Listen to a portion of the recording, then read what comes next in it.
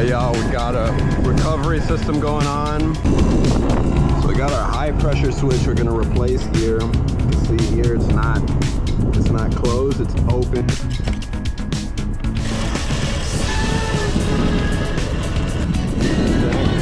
There we go. Alright, we just finished brazing in the new switch, the new filter dryer.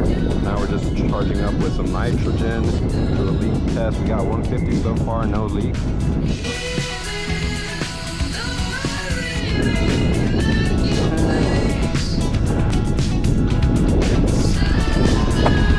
Let her rip, buddy.